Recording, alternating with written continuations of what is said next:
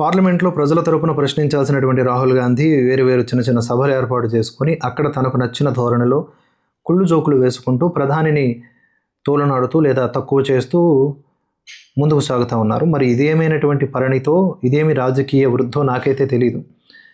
ఆయన తాజాగా చేసినటువంటి ఒక స్టంట్ కూడా అలాగే మిగిలిపోయింది. పార్లమెంట్కి డుమ్మ, వేదికల మీద జోకులు.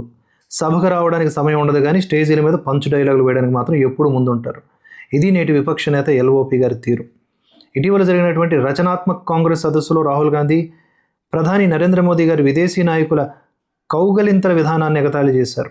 వేదికపైనే ఉన్న కాంగ్రెస్ నాయకుడు సందీప్ దీక్షిత్ను కౌగిలించుకుంటూ ఒక నాటకం ఆడారు. దానికి సందీప్ దీక్షిత్ నన్ను మెలోని అనుకుని కౌగిలించుకోవడం లేదు కదా అని నవ్వారు. రాహుల్ నేను ఇంకా ఆ స్థాయికి చేరలేదు అంటూ బదులిచ్చారు. విదేశీ మహిళ ప్రధానిని ఉద్దేశించి వేదిక మీద ఇలాంటి దిగజారుడు కామెంట్స్ చేయడం నిజంగా హేయమైన ఆలోచన విధానానికి నిదర్శనం.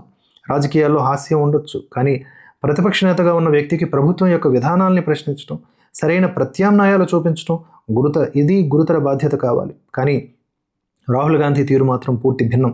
అరుణాచల్ ప్రదేశ్ వద్ద చైనా మన సైనిక పెట్రోలింగ్ను అడ్డుకుంటోందని తీవ్రమైన ఆరోపణలు చేసిన రాహుల్ దానికి సంబంధించిన మౌలిక సదుపాయాలు, సైనిక వ్యూహం, స్పష్టమైన వివరాలు అందించడంలో పూర్తిగా విఫలమయ్యారు. బాధ్యతాయుతమైన సమాధానాలు ఇవ్వడం కంటే హాస్యంతో దాటవేయడమే ఆయనకు తేలిగ్గా అనిపించింది. అంతేకాకుండా పిఎల్ఎఫ్ఎస్ గణాంకాల ప్రకారం యువతలో నిరుద్యోగం 9.9% ఉంది. విపక్షాలు తయారీ రంగం, నైపుణ్యాభివృద్ధి, పెట్టుబడులను ఆకర్షించడంపై ప్రభుత్వాన్ని నిలదీయాలి.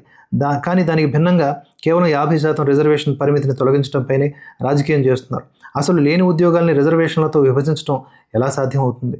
విపక్ష నేత పార్లమెంట్లకు హాజరై సరైనటువంటి ఆధారాలతో ప్రభుత్వాన్ని నిలదీయాలి. కానీ సోషల్ మీడియా టీం ఇచ్చేటటువంటి డైలాగులతో, రీల్స్తో వైరల్ అవ్వడం కోసం ప్రాధాన్యత ఇస్తున్నట్టుగా అనిపిస్తోంది. జనాలు నవ్వడం, ఆ వీడియోలు సోషల్ మీడియాలో ట్రెండ్ అవ్వడం వల్ల 140 కోట్ల మంది ప్రజలున్న భారతదేశానికి జరిగే ప్రయోజనం శూన్యం. ఇక్కడ సమస్య ఆయన జోకులు వేయడం కాదు, ఆయన చేసే రాజకీయమే ఒక పెద్ద జోకులా మారిపోవటం అనేది ఇక్కడ మనకి రవిశంకర్ ఎల్లోర్ గారి యొక్క వివరణగా కనిపిస్తూ ఉంది. దాంతో పాటుగా ఒక వీడియో చూపిస్తాను చూడండి.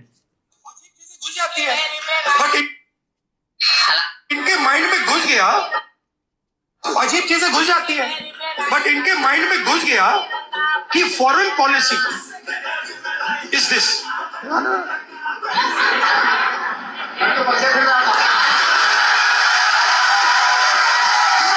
अजीब चीजें घुस जाती है, बट इनके माइंड में. ఇక్కడ వీళ్ళు చేసిన స్టంట్కి కింద మళ్ళీ వెంటనే దానికి కౌంటర్గా అప్పట్లో ఇందిరాగాంధీ గారు, ఇప్పుడు ఎవరిని ఇలా కించపరచడం, అది మన భారత ప్రధానే కదా ఇందిరాగాంధీ గారైనా, ఇలా కించపరచడం అని కాదు, కానీ ఆయనే సెటైర్లు వేసుకుంటున్నట్లు కనిపిస్తుంది. ప్రతిసారి బూమరంగ్ అవుద్ది.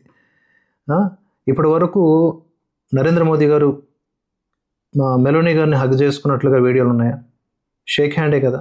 దాని మీద కూడా ట్రోల్స్ వచ్చేసరికి నమస్కారం అనేది ఆయన చేయడం కూడా తర్వాత చూసాం. ఆ తర్వాత మెలోనీ గారే కాదు, చాలామంది నమస్కారం అనేది అలవాటు చేసుకున్నారు. కోవిడ్ టైంలో నమస్కారం వాల్యూ తెలుసుకున్నారు. షేక్ హ్యాండ్లు కూడా డేంజరస్ అని అర్థం చేసుకున్నారు. ఇలా భారత్ యొక్క సంస్కృతిని ఆయన ఎక్కడికి వెళ్ళినా కూడా తీసుకువెళ్ళడంలో ముందుంటారు. అలాంటి వ్యక్తి నరేంద్ర మోదీ గారు. ఆయన మెలోనీ గారిని హక్ చేసుకున్నారా? అలాంటి వీడియోలు ఉన్నాయా? ఉంటే ఒకవేళ ఏ వీడియోలు అవుతాయి? ఏఐతో చాలా రకాలైనటువంటి కామెంటరీలు, పాటలు తయారు చేశారు, కానీ అవన్నీ వాస్తవం కాదు కదా. ఈయన మెలోనీని ఉద్దేశించి మాట్లాడటం, ఆవిడ కూడా ఒక దేశానికి ప్రధాని అధ్యక్షురాలే కదా, ఆవిడని హేళన చేయడం ఏంటి? నేను ఇంకా ఆ స్థాయికి వెళ్ళలేదంటే, ఒకవేళ మీరు రేపొద్దున ప్రధాని అయితే మెలోనీని హక్ చేసుకోవడం అదొక స్థాయా? దాన్ని స్థాయిగా ఫీల్ అవుతున్నారా? ఏంటి నాకు అర్థం కాదు. అందరూ యువనేత అంటూ ఉంటే ఇంకా యువ లక్షణాలు ఆ విధంగా ప్రదర్శిస్తేనే ఆ యువనేత అనే స్టాంప్ ఉంటుందని అనుకుంటున్నారా? చాలా దారుణమైనటువంటి మానసిక స్థితి ఇది. ఇక్కడ సందీప్ దీక్షిత్, రాహుల్ గాంధీ ఇద్దరు కూడా క్షమాపణలు చెప్పాల్సిన పరిస్థితి. ఇక్కడ కింద ఒక వీడియో చూశారు కదా, అది ఇందిరాగాంధీ ఫిడెల్ కాస్ట్రోను ఆప్యాయంగా కౌగిలించుకుంటున్నటువంటి నాటి వీడియోలు అవి. ఇప్పుడు ఆవిడని తప్పుపడతారా? కొన్ని దౌత్యపరమైనటువంటి విధానాల్లో, చర్యల్లో షేక్ హ్యాండ్లు, హగ్స్ కామన్. విమర్శించడానికి ఇంకేమీ లేదన్నట్లుగా ఇవి ఫాల్తూ మాటలని నాకు అర్థం కాదు. ఇలా ముందుకు వచ్చేసి హలో ఫ్రెండ్స్ అని విక్రించడం, ముడతలు పడిన చర్మం మీద కామెంట్స్ చేయటం, వయసు మీద కామెంట్స్ చేయటం. సరే, ఆయన ఏజ్కి వచ్చేసరికి రాహుల్ గాంధీ నిలబడలేడు, మాట్లాడలేడు. లేదా విమర్శించేటటువంటి ప్రకాష్ రాజు, అభిజిత్ డిప్కే, వీళ్ళందరూ ఆ స్థాయి వరకు, ఆ వయసు వరకు ఉంటారో ఊడతారు ఎవరికేం తెలుసు. అంత వయసులో ఉన్న ఒక మనిషిని పట్టుకొని కనీస గౌరవం ఇవ్వకుండా ఈ విధమైన హేళనాపూరితమైనటువంటి మాటలతో దేశ ప్రధాని అనేటటువంటి ఒక స్థానానికి కూడా వీళ్ళు గౌరవం ఇవ్వకుండా వ్యవహరిస్తున్నారంటే ఇదేమి రాజనీతి, ఇదేమి రాజకీయం? జనాలు చూస్తున్నారు.